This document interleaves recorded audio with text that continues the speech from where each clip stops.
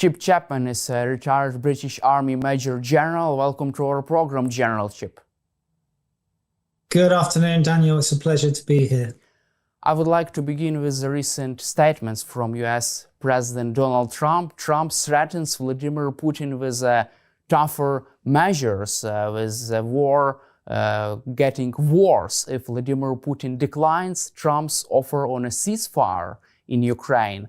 Do you feel that the tide is turning against Vladimir Putin right now with the Donald Trumps in the White House? Well, one thing about Donald Trump is he's a sort of muscular transactionalist, and one of the difficulties at the moment, possibly with that approach, is exactly what we've seen in his approach to Greenland and possibly Canada and Panama, in that someone like Vladimir Putin could see this as an equivalence that, hey, if it's okay for you to make these threats and take things, why can't I? So, sort of policy by Twitter or by stream of consciousness is not the really real way to make policy. So I think we need to just go back to his first mentions, really, of Ukraine when he was campaigning again, really, for the second time. And that would take us back to May 23 and his notion that in terms of the war, he didn't think in terms of winning or losing. He thought in terms of stopping the killing. Now, we might term that a humanitarian peace, i.e. stop the war. And he said that again when he was in Notre Dame on the 7th of December last year. But of course, the problem with that is a ceasefire without any negotiations, or a ceasefire without Russia withdrawing to the 1991 boundaries, is it rewards the aggressor. So that's our left of arc, that he might think of a humanitarian peace, stopping the killing. And that by itself is a good thing, the basic human security need for life. The sort of middle part, I think, of the spectrum we're looking at is General Keith Kellogg's appointment as the envoy, when he, in the run-up to the Trump coming to power, sort of said that he would say something like to Zelenskyy, come to the table or we'll give you no support, but to Putin, come to the table or we'll give Ukraine all the support they need. And that's partly what we're talking about at the moment. Now, the problem with that at the moment is we don't really know what's on the table. What we do know from Kellogg is the one day I'm going to end the war from Putin is past, and Kellogg is certainly now looking at something like a 100 days time frame. I think that's wildly optimistic itself. But the things that they were looking at in terms of Kellogg, as part of Trump's transition team, were things like a 800-mile demilitarized zone and enforcing presence of whatever size force you want. 5 brigades of 40,000 was a discussion between Macron and the Poles, 100,000's being mentioned. I don't see how any of that is going to be acceptable to Putin, should there be any negotiations, when actually in that respect you achieve something which he's always tried to avoid, which is NATO troops on your border. And the third part of what Kellogg has said was that there should be security guarantees. I think whatever happens, that is vital for Ukraine, because one of the other notions which has been used very recently, both by the National Security Advisor, Waltz, and by Kellogg, is the notion of a sustainable peace. And that is going to be the key thing for Ukraine, not just a just peace, but also a sustainable peace.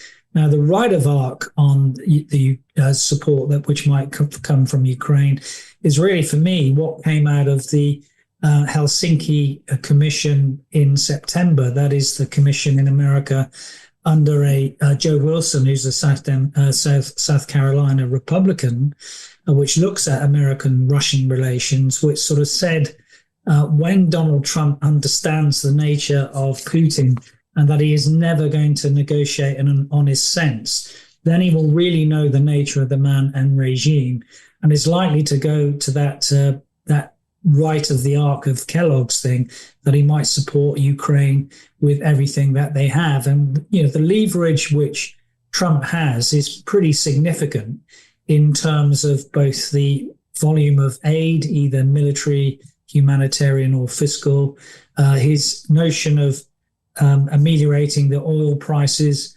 to also exacerbate the situation with the deep battle strikes on the oil and gas infrastructure, which Ukraine are doing very successfully at the moment. And the last part of that triumvirate would be the tightening the sanctions and possibly using the $300 billion of frozen assets. So all that looks pretty optimistic in the support for Ukraine. I think we have to be the one point of realism I'd put in here, that Peskov also recently said that the price of oil is irrelevant to the continuation of the war.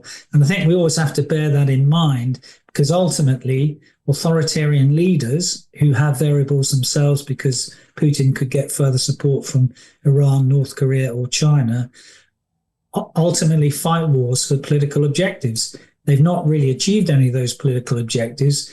And one of the reasons I think that Putin has said that he'd want a one-on-one with Trump, and therefore to exclude the agency of President Zelenskyy and the West, European NATO, the Bucharest Nine, however you want to frame it, is because he sees potentially that if he could play to the narcissism and ego of Trump, then he might be able to achieve more than he would in a negotiated framework in a multilateral sense.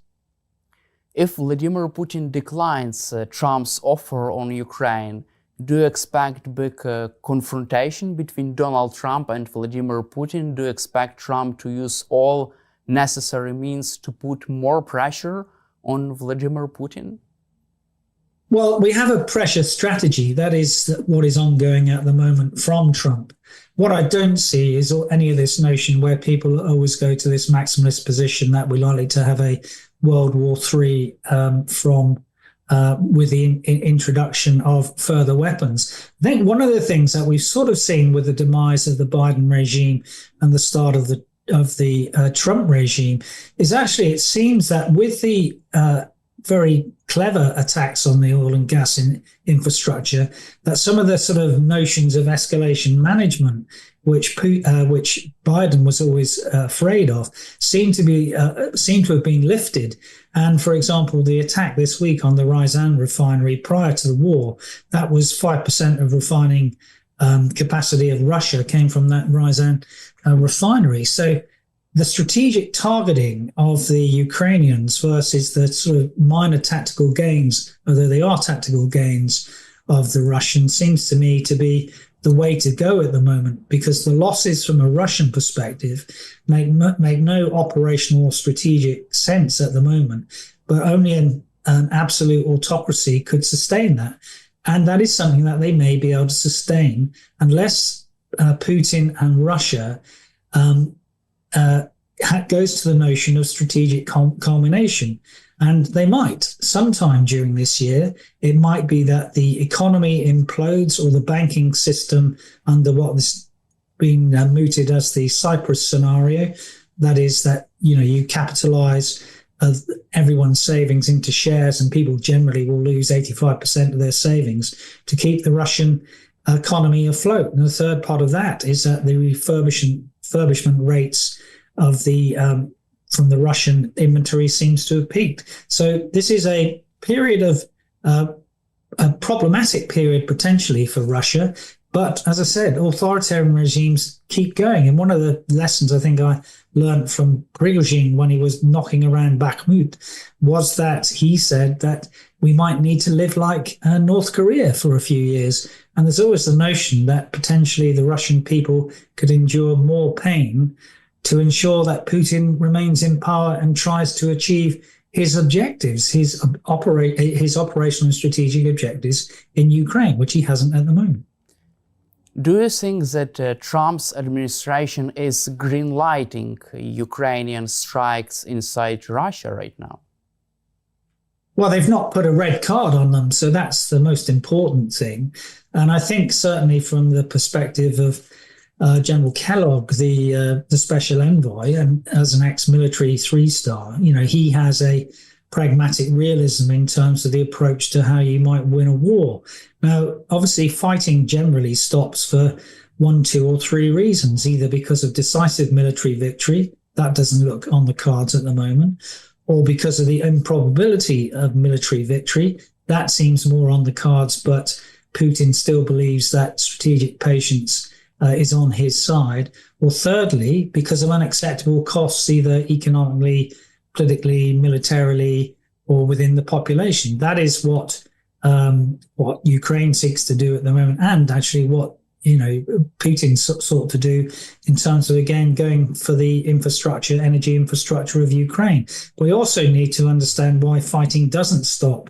And one of the reasons fighting doesn't stop is because of the need for sufficient victory to justify the cost or sacrifice already incurred. So Putin will fight on in a forever war at the moment until he, one of those bits of the Clausewitzian trinity of the army walk off the battlefield as they did in 1917, or the population get fed up, or because there is elite defection. One of those three will probably pertain in the future. I'm not sure that will be 2025. I hope it is, but it's more likely that Putin is on the strategic defensive rather than Ukraine. And although there are some minor, as I said, tactical gains for Putin, as long as there is steadfast support from both Europe and America, and even if America were to withdraw that, I think the Europeans should stand up to the pitch. Then this thing has a hope, because it is Trump's number one foreign